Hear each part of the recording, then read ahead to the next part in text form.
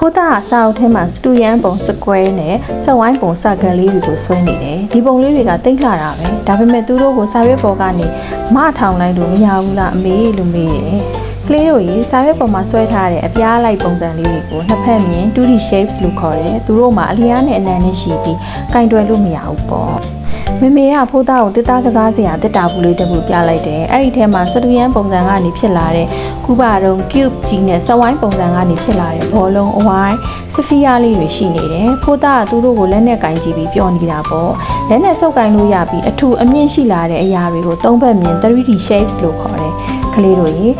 တီတီတို့ပတ်ဝန်းကျင်ကအများစုက 3D တွေပေါ့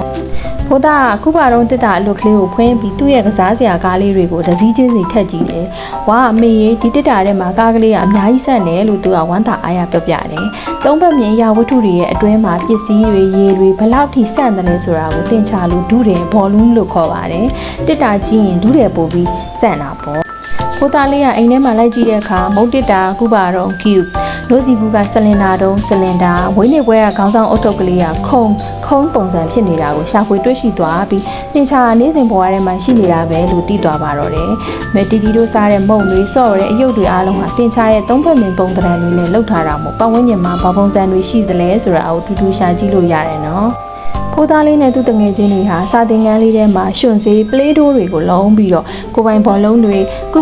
ပါတုံးတွေကိုစိတ်ကြိုက်ပုံပေါ်ကစားနေကြပါတယ်။ကလေးတို့လည်းရွှွန်စေးတွေကိုသုံးပြီးတော့ကိုယ်တိုင်ကင်တွဲလို့ရတဲ့ 3D ပုံသဏ္ဍာန်လေးတွေကိုအင်ဂျင်နီယာလေးတယောက်ကိုဖန်တီးကြည့်လို့ရတယ်နော်။ဒီနေ့အတွက်သင်ချပုံမြင်လေးကတော့ဒီလောက်ပါပဲကလေးတို့ရေနောက်ထပ်ပုံမြင်တွေမှာပြန်တွေ့ကြမယ်နော်။ Bye bye